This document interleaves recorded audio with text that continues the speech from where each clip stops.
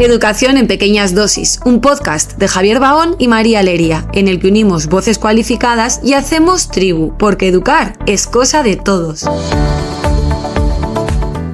Bueno, bienvenidos amigos y amigas a este podcast en el que inauguramos con una gran figura, una persona a la que admiramos muchos, pero yo entre todos.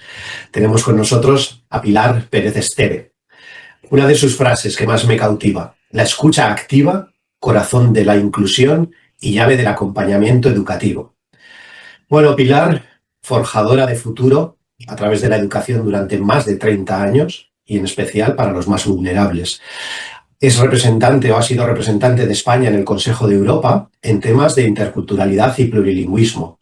Fue directora del centro Leer.es y fue premiada con el Prince of Edinburgh en 2003. Actualmente se encarga de la asignatura de comunicación en el curso de experto de acompañamiento educativo de la UNIR. Vamos a hablar con Pilar, una gran experta en comunicación, en ayudar a los profes a perseguir sus sueños, en emociones, en orientación, y también una gran abuela que disfruta contagiando el placer de la lectura a sus nietos. Pilar, un placer. Bienvenida, Pilar. Bueno, muchísimas gracias a los dos. Yo hace muchos años, Javier, que nos conocemos y yo he aprendido tantísimo de ti. Y bueno, y ahora también de María. Para mí es un verdadero honor que hayáis contado conmigo y bueno, pues en fin, vamos allá. Después de esta gran introducción, ¿no?, y esta trayectoria que nos ha regalado Javier a lo largo de todo tu recorrido en el mundo de la educación, te voy a pedir ahora que nos digas tú quién es Pilar Pérez Esteve a través de 3 sustantivos, 2 adjetivos y un gerundio. Cuéntanos, Pilar. 3 sustantivos. Pues no sé, yo diría que trabajo, sonrisa y equipo. Y 2 adjetivos, optimista y no sé si decir tenaz o persistente o cabezota. Y un gerundio, yo diría que caminando. Qué bueno. Bueno, Pilar, llevas toda una trayectoria y estás en activo como siempre y como nunca vas a poder dejar de estar. Pero toda esta vida dedicada a la educación, ¿te ha merecido la pena? Pues absolutamente. Yo he sido muchos años orientadora y cuando mis alumnos querían dedicarse a la educación, hacer magisterio o ir para ser profes de secundaria, siempre les decía: vais a elegir la profesión más importante del mundo, o sea que hacedlo con conocimiento, porque yo creo que un buen docente cambia el futuro de las personas, pero sobre todo cambia su presente. A mí soy y he sido muy feliz dedicándome a la docencia, sí, mucho. Entonces seguro que tienes alguna vivencia real que es tu talismán, tu verdadero talismán, cuando quieres explicar lo afortunada que te has sentido con esta profesión. ¿Recuerdas alguna? Pues mira, Javier, te voy a contar una que en realidad fue algo negativo que me pasó, pero la recuerdo cada septiembre. Aunque te parezca mentira, a lo largo de bastantes más de 30 años que llevo en la docencia, cada septiembre la recuerdo. Y mira, yo era muy joven entonces y iba a tener mi primera tutoría, mi primera clase de tutoría, y estaba tan ilusionada. Recuerdo perfectamente ese momento. Era septiembre, un calor horroroso, porque en Valencia en septiembre hace un calor horroroso, o yo estaba muy acalorada, muy emocionada, y iba cargada con un montón de cosas, con los por si acaso esos de todos los profes. Bueno, y recuerdo el olor ese del olor ese de los coles entre tiza, bocata, sudor. Bueno, ese olor que nos impregna. Bien, y yo estaba en esas ventanitas, sabéis que ahora ya en muchos sitios no está, pero unas ventanitas por las que tú te asomabas y veías la clase. Y yo estaba mirando aquella clase y mirando a los niños y decía, no los conozco, no sé quiénes son, pero dentro de poco van a ser importantes en mi vida y espero ser la suya. Bueno, y allí estaba una profe de inglés, una señora, para mí era una señora mayor, bastante más joven de lo que yo soy ahora. Y cuando, por eso siempre digo, no es una cuestión de la edad. Bueno, y cuando salió y me vio a mí, que debía de tener una cara de emoción, de terror, todo a la vez, me dijo, chiqueta, o sea, niña, no te emociones tanto que de aquí a que te jubiles siempre lo mismo. Vaya. Y yo os lo digo de verdad, fue como un jarro de agua fría que me sentí, de pronto me cambió el cuerpo, ¿no? Y bueno, y pensé, me pasará. Y entré en clase pensando eso, esto me pasará a mí también. Y cada año lo recuerdo. Cada año recuerdo que, y digo, venga, que el año pasado no me pasó, este tampoco me va a pasar. Y le he dado muchas vueltas a eso. Y creo que esto es por varias cosas. Una, porque a ser profe se aprende. Se aprende. O sea, uno puede hacerle ilusión, tener una predisposición, porque mis abuelos, por ejemplo, los dos eran maestros y eso a mí me marcó absolutamente. Bueno, pero se aprende estudiando, se aprende leyendo y sobre todo se aprende formando equipo. Y yo siempre he tenido muy claro que soy porque somos. Siempre lo he tenido muy claro. Y entonces, esa profe fue mi talismán, el poder mágico que creo que me ha ayudado a ser mejor profe. Pensar en eso, en cada año, que a mí no me iba a pasar. Hasta ahora no me ha pasado. Qué bueno, efectivamente, ¿no? Qué gran reto y qué gran propósito te puso, que jamás me pase esto, ¿no? Yo creo que Exactamente. yo creo que te hizo un gran favor, aunque la pobre tenía que sufrir un poquito en la profesión. Sí, efectivamente. Yo creo que me hizo un gran favor porque vi en sus ojos la amargura a la que yo no quiero llegar, el aburrimiento al que yo no quiero llegar, ¿sabes? Nunca en mi vida, en ningún aspecto de mi vida, pero desde luego no que lo paguen los niños y las niñas y mis compas. Que una persona quejica, aburrida, amargada, pues eso es una losa que vamos, que a los críos. Así que... Oye, pero entonces ayúdanos, ¿no? No solo desde tu experiencia, que por supuesto, sino también desde tu optimismo vital.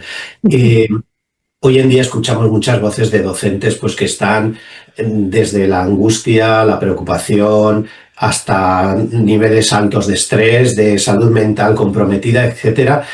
¿Crees que hoy en día también, con la educación, con la situación social que existe, crees que hoy en día también sigue mereciendo la pena ser docente? Y en tal caso, ¿habría un kit básico que les podrías recomendar a los docentes para decirles, mirad, los tiempos están difíciles, pero esto necesitáis para que os vaya un poco mejor en la profesión? Sí. A ver, no sé el kit básico porque, vamos a ver, nuestra profesión cada vez es más compleja. Cada vez es más compleja. Cuando yo empecé, ¿qué te diría? Pues no existía Internet. Las clases eran, en teoría, pero eran bastante más homogéneas de lo que son ahora. No teníamos inmigración. O sea, las cosas han cambiado mucho y muchas para bien y otras no sé. Pero el kit básico para mí, el primer elemento con el que empiezo casi todos los cursos son las expectativas. No porque lo diga yo, no, porque es que es cierto que el poder de nuestras expectativas es enorme, enorme. Lo dice la investigación. Jonati habla permanentemente de cuáles son nuestras expectativas, cómo el poder que tienen, cómo influyen. Bueno, entonces yo creo que lo primero, tener altas expectativas. Altas expectativas con cada uno de nuestros niños, de nuestras niñas, de nuestros alumnos y con todos nuestros compañeros. Porque a veces pensamos, este no vale para nada, este no puede ser, de este no voy a aprender nada porque este es una persona que no me puede aportar nada. Y de todos tus compañeros aprendes, de todos, incluso de quien menos te parece que te puede aportar, ¿no? Y sobre todo de los niños, vamos. Es decir, altas expectativas. Altas expectativas. Aquí podríamos poner 1000 ejemplos que no nos caben, pero tenemos un montón de estudios que nos hablan de las expectativas. Y yo hago muchas veces el experimento de la indefensión aprendida y lo hago. Y me doy cuenta de cuando tú no tienes expectativas contigo mismo, cómo eso se traduce en tu forma de actuar. Y cuando los profesores no tenemos expectativas, con nuestros alumnos lo mismo. Las investigaciones de Rosenthal y Jacobson, que seguro que todos conocéis, sobre el efecto Pigmalión, ¿no?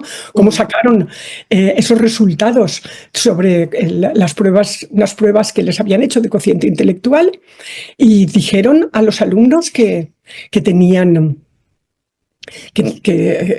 a los profes, que esos niños sacados al azar de un sombrero tenían altas expectativas. ¿Y qué pasó después, no? Cuando tú tienes altas expectativas, ¿qué pasa? ¿Qué pasa? Bueno, no voy a detenerme en esa investigación, si queréis luego la hablamos, pero si no, pues está contada en 1000 sitios. Yo la tengo en mi blog, en el perfil de Instagram. Bueno, está contada en 1000 sitios.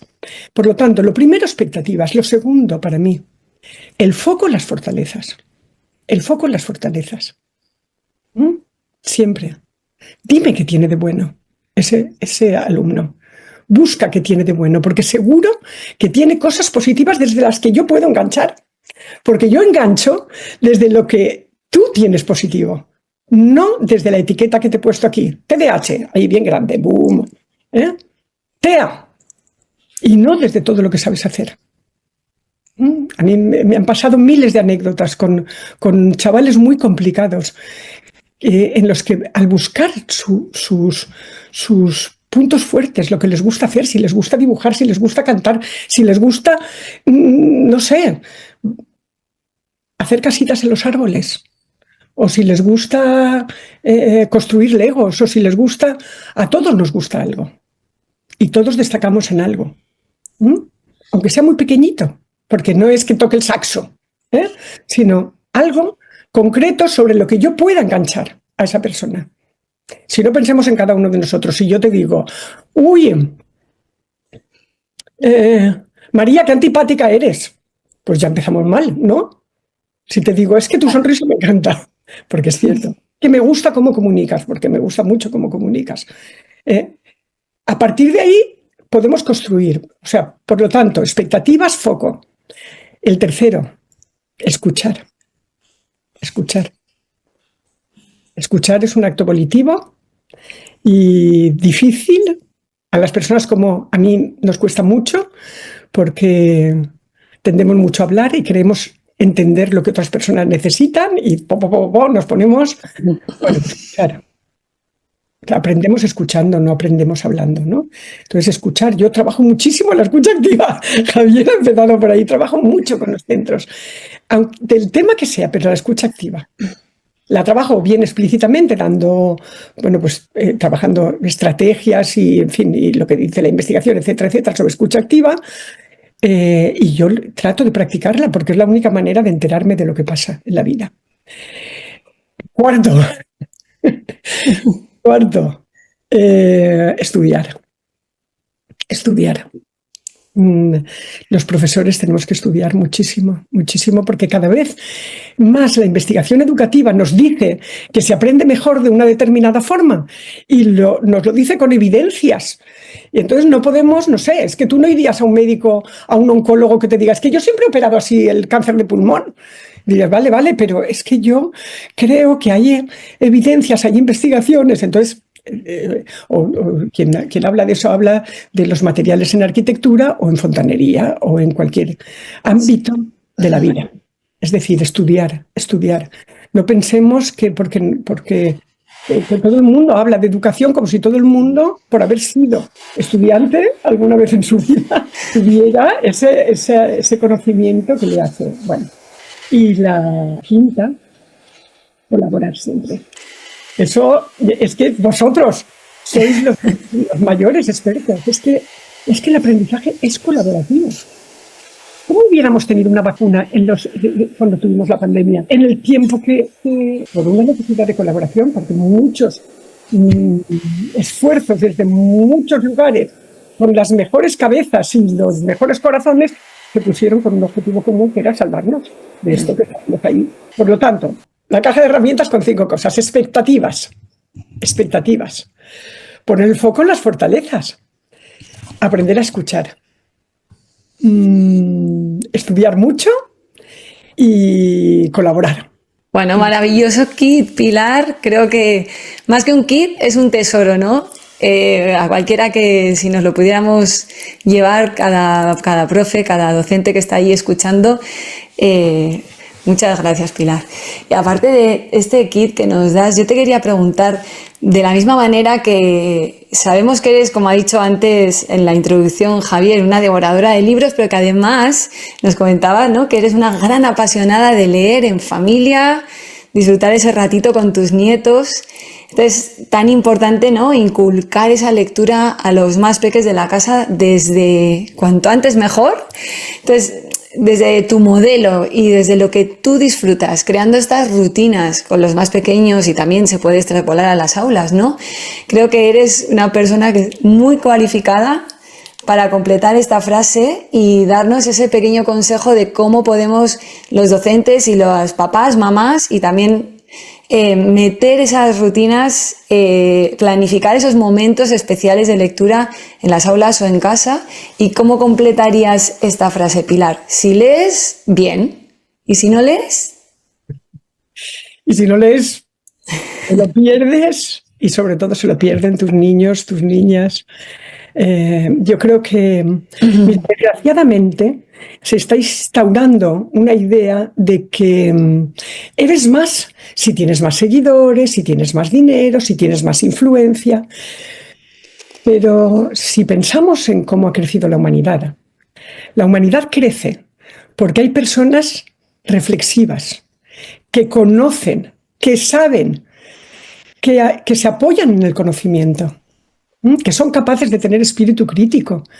Y todo eso nos lo da la lectura. Yo trabajo muchísimo con los centros competencia lectora, ¿no? Y fíjate, decía Vygotsky que el pensamiento no se expresa simplemente en palabras, existe porque existen las palabras. Cuanto más leemos, cuanto más aprendemos, más se desarrolla nuestro pensamiento. Pero es que, además, leer con tus niños, con tus alumnos, crea memorias imborrables. Crea memorias imborrables y te pertrecha con una mochila que te permite, con una caja de herramientas, como decíamos hace un momento, que nos permite comprender el mundo. Este mundo que es tan complejo, aunque hay esta corriente hoy en día en la que valen los mensajes simples, ridículos, a veces descerebrados, que dices, pero esto... Sí. Ya no sabemos ni lo que pone, ¿no? Y de hecho... Esto es posible, o sea, es posible que haya gente que piense que la Tierra es plana cuando subes y lo ves, o sea, es posible, es decir, pero... vamos a centrarnos en que la humanidad crece porque existen también esas personas reflexivas, que son muchas. Lo que pasa es que pocean las otras, ¿no? Entonces, yo creo que además leer nos ensancha el mundo y enseña a los niños cosas maravillosas. Por ejemplo, les enseña que una jirafa y un cocodrilo se pueden enamorar hasta el infinito. O les enseña que juntos podemos descubrir a qué sabe la luna. Sí. O sea, ese cuento tan precioso. Podemos descubrir a qué sabe la luna. O, por ejemplo, yo tengo aquí, mira, este libro. Por ejemplo, que un lobo se puede enamorar de una ovejita y le puede encantar la sopa de verduras. O, por ejemplo, que ¿qué os diría yo? Que los niños pueden colaborar, hacer de su mundo un mundo mejor y pueden intentar, a través de una aventura, ser ellos quienes rescaten o quienes impidan que la selva acabe y rescaten a los orangutanes que viven allí. O yo qué sé, o quieren saber qué les pasó, qué le pasó a este niño, a Joel. ¿Por qué murió Joel? ¿Por qué murió? ¿Podría Joel? ¿Murió o pasó algo peor? ¿Y por qué pasó eso? Intruso, este libro es un libro maravilloso también. Bueno, es decir, a través de la lectura, los niños construyen su imaginario, aprenden a relacionarse con otras personas, a afrontar situaciones dolorosas de pérdidas o a vivir esas experiencias que necesitamos para crecer a través de historias, a través de los relatos, porque tenemos una mente narrativa y todos estamos hechos de historias. Así que si no lees, mal, pero si lees, pasa mucho. Mucho mejor, ¿no? Y unido a toda esa experiencia que nos trae a todos, pero también a los más peques, esa oportunidad de abrirles horizontes, abrirles la mente y darles esa mente reflexiva, también viene unida la escritura, como tú has comentado, ¿no? Mensajes ya tan básicos, tan mal estructurados que casi cuesta leerlos. Y esto me viene un poquito el tema de muchos docentes, es un tema común que se escucha, esas dudas que de cole a cole cambian, de profe a profe cambian. ¿Cómo empezamos a enseñar a escribir a nuestros peques, ¿no? Y es una duda que últimamente pues estamos escuchando mucho. Unos decimos letra mayúscula, no, mejor minúscula, pero script o ligada. Entonces es como un mundillo en el que cada uno pues tenemos un...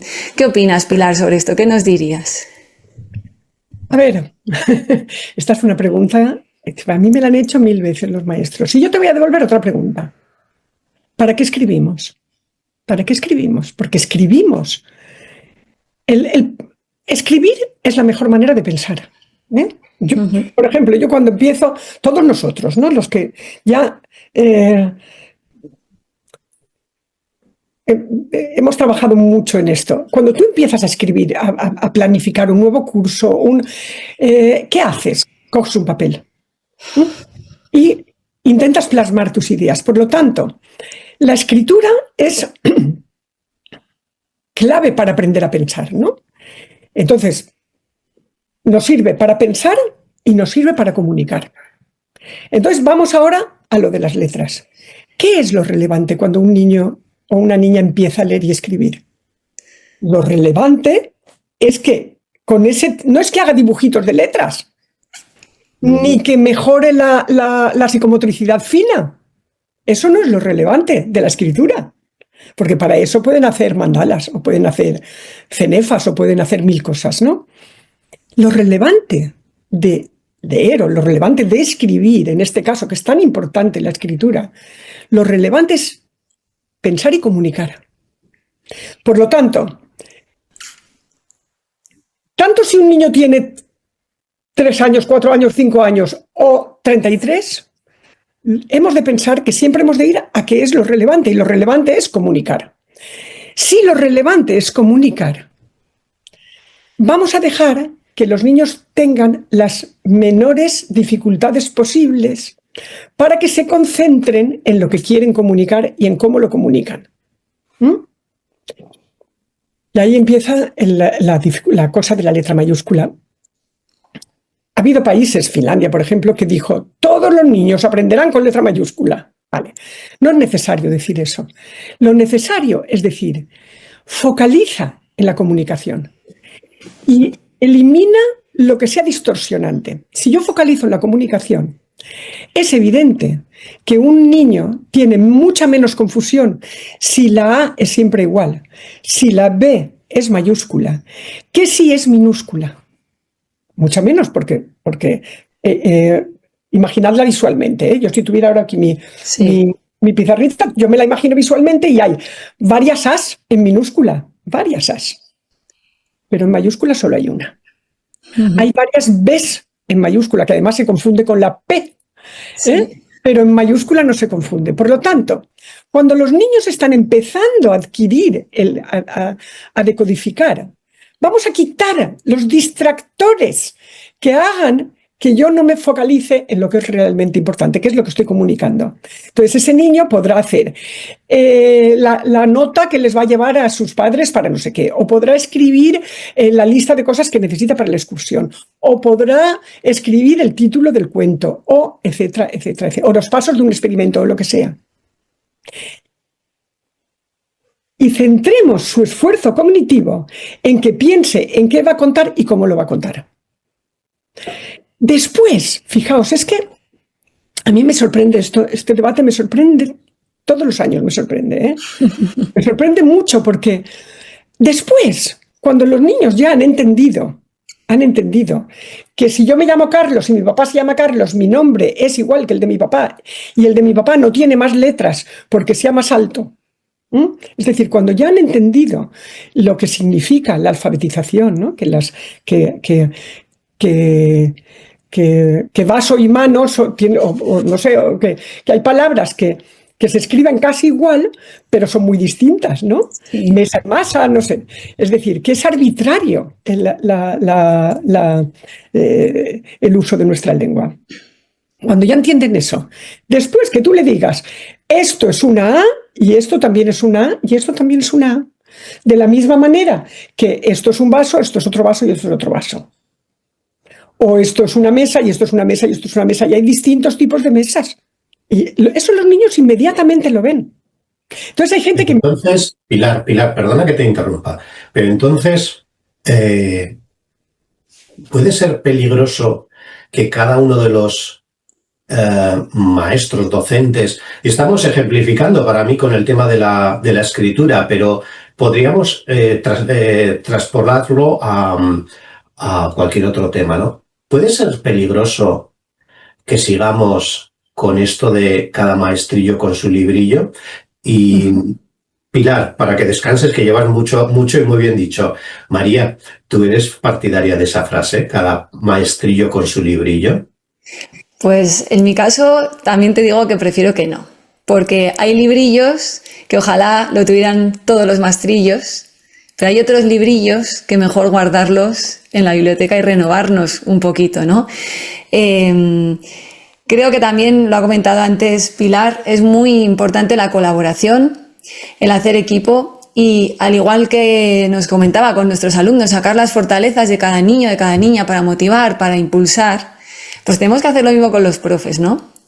Cada uno tiene su librillo, sí, porque somos personas humanas, cada uno con diferentes cualidades, bondades, fortalezas, y se nos dan mejores unas cosas que otras, pero sí que creo que cuidado, como decías Javier, cuidado con el librillo porque puede ser peligroso. Fijaros en algo tan simple como las letras y que a principio de curso, a final y a mitad siempre es, y de cole a cole cambia y de aula a aula cambia, y si a un niño le toca en el A aprenderá diferente que en el B. A mí eso me da un poquito de susto. Pásale, María, pásale la pelota. A ver qué dice. Entonces te la pasamos, Pilar, a tu tejado te la lanzo. Termina esta frase. Cada maestrillo... Pues no sé muy bien. Que se suba a un gigantillo de la evidencia científica. Muy bien. A mí no me sirve. Vamos a ver. Mira, con lo que decíamos antes, yo he oído muchas veces que me dicen, total, al final todos aprenden a leer y a escribir. Eso es cierto. Al final aprenden. Pero ¿y lo que nos hemos dejado por medio? ¿Y lo que nos hemos dejado de que disfruten aprendiendo? Sí, el esfuerzo que les ha podido causar, ¿no? Exactamente. O incluso traumas, Pilar. Exacto. Y que los niños más vulnerables, cuanto antes actúen, mejor. Entonces, si tú dices, está demostrado, porque eso está empíricamente demostrado, que la letra mayúscula genera menos distracción, menos distractores, permite concentrarte más en lo relevante que es la comunicación. Vamos a hacerlo. Y entonces permitamos que si un niño dicen está más maduro y empieza enseguida con la minúscula, no, permítele que comunique más y mejor. Permítele que comunique más y mejor. Y luego pasar a la letra ligada es facilísimo. Lo va a ver enseguida, lo van a ver. Pero tú habrás estado focalizando en lo relevante, que es lo relevante, que es que aprendan, que disfruten aprendiendo, que se sientan competentes, que tengan altas expectativas con respecto a sí mismos, que no piensen ya cuando tienen 4 años, yo es que no valgo. Yo No puedo. No puedo, yo no puedo. Yo no Que con 40 aún recuerden qué mal lo pasaron cuando aprendieron a escribir. Efectivamente. Porque ese niño interior, ¿no? Siempre va con nosotros Así es. de la mano y lo tenemos muy presente. Hay que cuidarlo también. Hay que cuidarlo y ofrecer experiencias de éxito. Esto va fenomenal, pero tenemos que ir terminando porque si no, con Pilar podríamos estar 2 décadas hablando y disfrutando. Pilar, a mí me gusta hablar del efecto wow. Es algo que me hace sentirme vivo. Cuando llego a un sitio o me pasa algo y digo wow. Creo que eso a mi edad es todavía tener el niño despierto y es sobre todo sentirme vivo. Y ahora me gustaría o nos gustaría que para terminar nos recomendaras libro o persona o lugar o película o aquello que para ti pueda ser algo que nos provoque a toda la gente que nos está escuchando o viendo, algo que nos provoque un wow. Hay muchos wows en mi vida, muchos. Y tú eres un wow. Pero sí. Pero yo, mira, anteayer hizo un año que falleció para mí una de las personas que mayor influencia tienen en el ámbito hispanohablante, en el ámbito de la educación, y a la que yo admiro y de la que he aprendido muchísimo, que es Melina Furman. Meli Furman es una genia, es una mujer, murió desgraciadamente con 49 años, trabajando hasta el último día con los centros, bueno, en fin, una mujer maravillosa. Y sabéis que puso en su epitafio, le dedicó su vida y decía, a quienes, a ver si lo recuerdo bien, decía, a quienes buscamos cada día formas de enseñar que hagan que sus ojos brillen, que los ojos de los niños brillen y su corazón se expanda. ¿Se puede decir más? ¡Wow! Que sus ojos brillen, que sus ojos brillen. Quiere decir que se están emocionando, aprendiendo. Que sus ojos brillen y sus horizontes se expandan. Eso ponía en su epitafio. Y hay un libro suyo, bueno, tiene varios libros, pero hay uno que se llama Aprender Distinto, que yo os lo recomiendo. Vamos, o sea, aunque habla de ciencias, y porque ella es bióloga, era bióloga, y casi todos los ejemplos que pone son de ciencias, pero tú haces el trasvase inmediatamente, a cualquier etapa educativa, a cualquier... Lo hace rápido, ¿eh? Es un libro maravilloso. Y escuchadla cuando vais caminando por ahí. Yo tengo en mi canal de YouTube los vídeos que más interesantes me resultan, los tengo recopilados suyos, pero es igual, tú pones en Spotify Melina Furman y te sale, porque ella era muy divulgadora.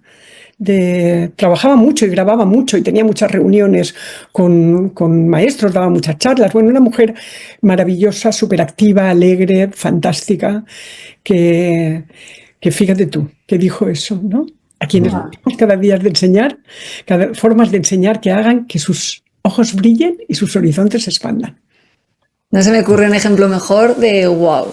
Sí, Tomamos nota, Pilar.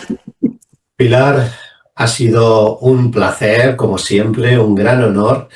María, muchísimas gracias porque podemos estar haciendo posible esto en compañía, cooperando.